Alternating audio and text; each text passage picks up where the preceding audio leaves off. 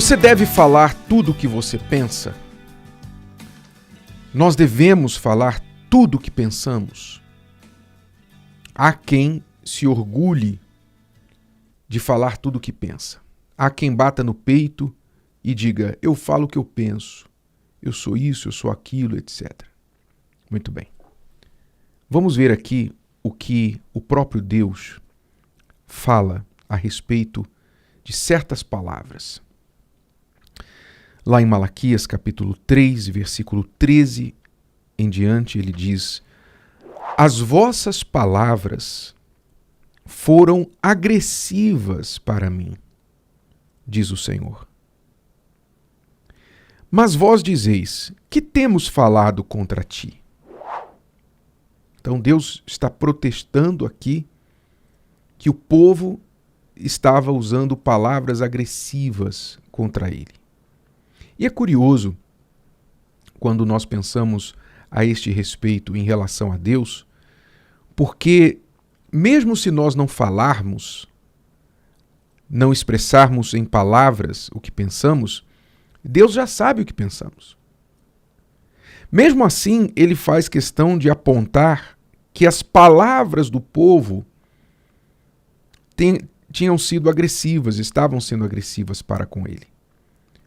O que significa, nos dá um entendimento que Deus entende que muitas vezes nós pensamos bobagens, nós pensamos coisas que não deveríamos pensar, porque muitas vezes nós não escolhemos o pensamento que vem, não é? Podemos repreender, podemos organizar os pensamentos, mas não podemos sempre impedir que certos pensamentos surjam na nossa cabeça, por várias razões. Mas ele parece entender que, enquanto nós podemos até pensar algo ruim, por esta falta de controle absoluto sobre o que vem na nossa cabeça, nós não devemos falar, porque uma coisa é você pensar e descartar aquele pensamento e, dentro da sua própria cabeça, decidir, isso não é bom, eu não devo pensar assim. Não, eu não devo pensar dessa forma. Então, já pensou, mas aí você mesmo se policia, se corrige e diz, não devo pensar assim. E você procura mudar o pensamento. Isso é uma coisa. Outra coisa é você falar o que você está pensando. Porque aí você materializa os seus pensamentos através das palavras. E as palavras ficam registradas. As palavras são ondas sonoras que viajam aí pelo tempo. E dizem os estudiosos, os cientistas, que o som, ele existe, ele está aí na natureza. Tanto é que você, por exemplo, pega um rádio e se você ligar o rádio numa determinada estação, você vai ouvir música. Mas com o rádio desligado você não ouve. Não é curioso isso? Quer dizer, a música está ali o tempo todo. A música está passando pelas ondas sonoras. Nós não estamos ouvindo com os ouvidos. Mas a antena do rádio está ouvindo. Ou seja, a música está viajando por aí, o som está viajando por aí. Então, uma vez uma palavra pronunciada, ela se torna existente, ela vem à existência. Então Deus está dizendo, as vossas palavras foram agressivas para mim, diz o Senhor. Mas vós dizeis, que temos falado contra ti? Então Deus explica. Vós tendes dito, inútil é servir a Deus. Que nos aproveita termos cuidado em guardar os seus preceitos e em andar de luto diante do Senhor dos Exércitos. Quer dizer, a primeira queixa de Deus foi com respeito a essa atitude do povo de falar que era inútil servir a Deus. Inútil. A gente guarda esses preceitos, esses mandamentos, estas disciplinas. A gente faz tudo isso e o que adianta? É inútil, não resolve nada.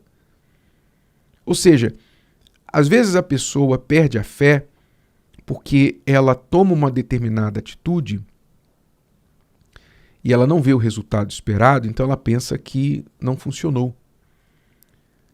E isso faz com que muitos se voltem contra Deus. É inútil orar, é inútil ir à igreja, é inútil viver em obediência à palavra.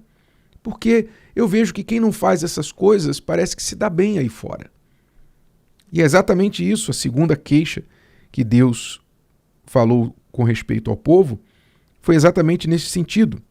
Pois ele disse assim, ora, o povo dizia, nós reputamos por bem-aventurados os soberbos. Também os que cometem impiedade são edificados. Sim, eles tentam a Deus e escapam. Estas duas coisas que o povo estava falando, primeira, inútil é servir a Deus, inútil é guardar os seus preceitos, os seus mandamentos. Segunda coisa, nós vemos que os pecadores, os orgulhosos, os soberbos, os que não estão nem aí para Deus, eles é que são felizes, eles é que são bem-aventurados. Essas duas palavras foram agressivas para com Deus. Esses dois pensamentos materializados em palavras. Que nos dá uma dica de como Deus se sente quando nós pensamos dessa forma. Então, é uma tentação você pensar isso. Em qualquer momento da fé, da caminhada da fé, alguém já se perguntou, poxa, eu faço tudo certinho e aquela pessoa que não faz nada do que eu faço parece ter mais sucesso do que eu. Todo mundo já se fez essa pergunta. Todo mundo já pensou, já se perguntou sobre isso. Mas a palavra de Deus responde sobre isso. A palavra de Deus responde dizendo que, assim como na vida, por exemplo, você está ganhando, você está jogando um jogo. Vamos usar o futebol, que é o esporte mais conhecido no Brasil. Você está jogando um jogo de futebol e está perdendo lá de 2-0. Então você está perdendo. Mas importa o que você está perdendo durante o jogo? Não importa. O que importa é que você foque no seu jogo e empregue os seus maiores e melhores esforços para você ganhar, para você jogar o jogo e virar. Quantos jogos, os jogos mais clássicos, os jogos mais lembrados da história são quais? Foram quais?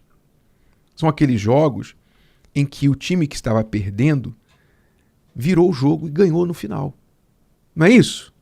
Então, o que importa é o resultado final. E Deus fala na sua palavra que o resultado final do ímpio e do justo vai ser vitória para o justo. Se você não crer nisso, então você vai parar de jogar o jogo. Aí você vai dar vitória para o ímpio e você mesmo vai se tornar um próprio ímpio. Mas a sua vitória quer dizer, você vai realmente perder a sua salvação. Então não é vitória. Você tem que despertar para esse entendimento. Se você desiste de jogar o jogo, você perde. A maneira mais certa de perder é desistir de jogar.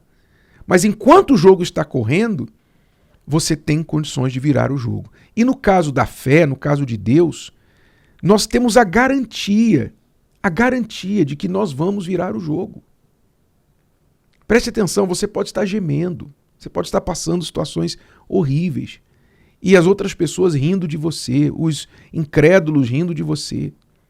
Mas se você crê de fato na palavra de Deus, no caráter de Deus, então você, no seu íntimo, você diz assim, olha, pode estar dando tudo errado, tudo está dando errado, mas eu tenho certeza que o que Deus prometeu, Ele vai cumprir.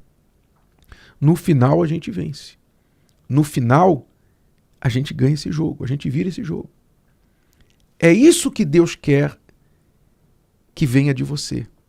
Em vez das palavras agressivas, palavras confiantes, palavras reafirmadoras, palavras de certeza. Eu tenho certeza que Deus, que é fiel, no final vai virar esse jogo. Nós vamos virar esse jogo.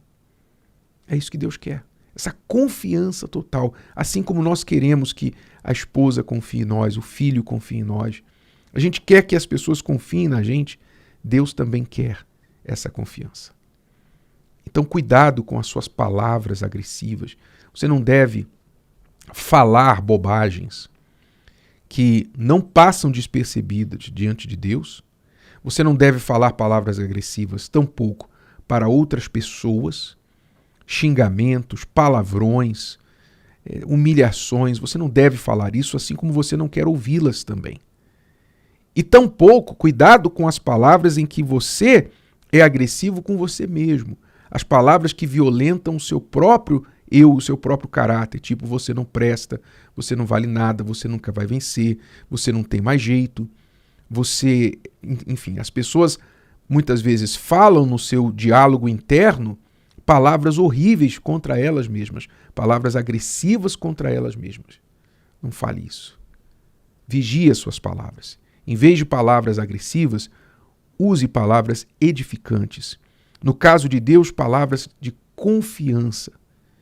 E, se não tiver nada melhor para falar, então escolha o silêncio. Se o vídeo de hoje te ajudou, você conhece alguém que vai ser ajudado por essa mensagem, passe adiante. E se você ainda não inscreveu aqui no canal, inscreva-se agora. Até a próxima.